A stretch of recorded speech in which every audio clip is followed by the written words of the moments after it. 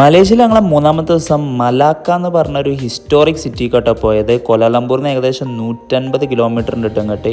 ഇവിടെ മെയിൻ ഈ cycle rickshaw ride ഉണ്ടോ, ടൂറിസ്റ്റുകാർ ഒറ്റ വണ്ടി അങ്ങോട്ട് കടത്തി വിടൂല. അതുകൊണ്ട് തന്നെ മലാക്ക എക്സ്പ്ലോർ ചെയ്യാൻ സൈക്കിൾ റിക്ഷ റൈഡ് എന്നുള്ള ഒറ്റ ഓപ്ഷൻ ഉള്ളത് കേട്ടോ. മലാക്ക മലേഷ്യയിലെ ഒരു പോർച്ചുഗീസ് കോളനിയാണ് കേട്ടോ. 15ാം നൂറ്റാണ്ടിലെ പോർച്ചുഗീസുകാരെ തോക്കും ബീരങ്കയൊക്കെയാണ് ഇപ്പൊ നിങ്ങൾ കണ്ടുകൊണ്ടിരിക്കുന്നത്. പിന്നെ ഈ സൈക്കിൾ റിക്ഷ ഓടിക്കുന്ന ആൾ പറഞ്ഞ ഒരു ടൂറിസ്റ്റ് ഗൈഡ് പോലെ തന്നെ കേട്ടോ. കാര്യങ്ങളൊക്കെ ചരിത്രം അടക്കം ഡീറ്റെയിൽ ആയിട്ട് മൂപ്പര് പറഞ്ഞു തന്നു. അങ്ങനെ നമ്മളൊരു ഡെസ്റ്റിനേഷനിൽ ഇറങ്ങി ബുക്കിറ്റ് മലാക്ക ഒരു ഹില്ല് കയറാണ്ടായിരുന്നു. ചെറിയൊരു സ്റ്റെപ്പൊക്കെ കയറിയിട്ട് വേണം നമുക്ക് മുകളിലെത്താൻ.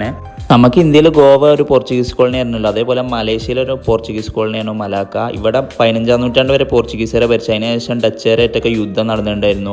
ആ യുദ്ധത്തിൽ ബാക്കി വന്ന കെട്ടിടങ്ങളൊക്കെയാണ് നമ്മൾ കണ്ടത്. അവിടുന്ന് പിന്നെ ഒരു മ്യൂസിയത്തിക്കാട്ടെ പോയത്. ഇവിടുത്തെ രാജാക്കന്മാരെ പഴയ ബങ്കും കോടാലിക്കാണ് അവിടെ ഉള്ളത്. കാണിച്ച് നിങ്ങൾ ബോറടിപ്പിക്കണില്ല. അവിടുന്ന് പിന്നെ ഡയറക്റ്റ് പോയത് മലാക്ക റിവർ ക്രൂസർ കിട്ടാം. 45 മിനിറ്റ് റിവറിലൂടെ ഒരു ബോട്ടിംഗ് ആയിരുന്നത്. ഇതിന്റെ ഹൈലൈറ്റ് പറഞ്ഞാൽ ചെറിയ ചെറിയ പാലങ്ങൾ അടി കൂടെ പാസ് ചെയ്യുമ്പോൾ പ്രത്യേക ഒരു ഫീൽ ആട്ടോ. മലാക്കയിൽ വരുന്ന എല്ലാ ടൂറിസ്റ്റുകാരും ഈ ക്രൂസ് കയറിയിട്ടുണ്ട്. ഈ സൈക്കിൾ റിക്ഷ റൈഡർ പറഞ്ഞിട്ട് നമ്മൾ ഓരോ ഡെസ്റ്റിനേഷനിൽ ഇറക്കുന്നുണ്ട്. പിന്നെ മലയാളം സിനിമ ഹാപ്പി ഹസ്ബൻഡ്സിന്റെ ചില ഭാഗങ്ങളൊക്കെ ഈ മലാക്കിലാണ് കേട്ടോ ഷൂട്ട് ചെയ്തിട്ടുള്ളത്. അങ്ങനെ 45 മിനിറ്റിന്റെ റിവർ ക്രൂസ് കഴിഞ്ഞ് ഞങ്ങൾ മലാക്കന്റെ വേറൊരു സൈഡിൽ ഇറങ്ങി. അവിടെ നിന്ന് പിന്നെ സൈക്കിൾ റിക്ഷ ഒന്നും ഇല്ല, നമ്മൾ തന്നെ നടന്ന് എക്സ്പ്ലോർ ചെയ്യണം. ഹിസ്റ്റോറിക് സിറ്റി ആണ് തന്നെ കൂടുതൽ മ്യൂസിയങ്ങളായിരുന്നു. കപ്പലിന്റെ ഷേപ്പുള്ള മ്യൂസിയം ഒക്കെ ഉണ്ടായിരുന്നു അവിടെ.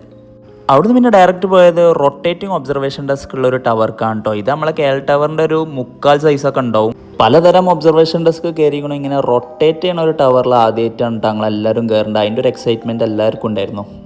ഇതിൻ്റെ മുകളിലത്തെ വ്യൂ പറഞ്ഞാൽ മലാക്കാറിന് ഒരു ഹിസ്റ്റോറിക് സിറ്റി ആണല്ലോ, അതിനനുസരിച്ചുള്ള വിൻറ്റേജ് ബിൽഡിങ്സും കാര്യങ്ങളൊക്കെയാണ് ഉള്ളത്. കോലാലംപൂരിനെ പോലത്തെ വലിയ സ്കൈ സ്ക്രേപ്പേഴ്സും ബിൽഡിങ്സും ഒന്നും ഇവിടെ ഇല്ല. അങ്ങനെ മലാക്കാൻ്റെ ഒരു 360 വ്യൂ കണ്ടുകൊണ്ട് ഞങ്ങൾ നേരെ കോലാലംപൂർക്ക് തന്നെ തിരിച്ചു വിട്ടു. അപ്പോഴാണ് ഞങ്ങൾക്ക് പെട്രോണസ് ട്വിൻ ടവറിൻ്റെ നൈറ്റ് വ്യൂ കിട്ടിയത്. നൈറ്റിലാണ് കൂടുതൽ ആൾക്കാർ ഇവിടെ വരുന്നത്.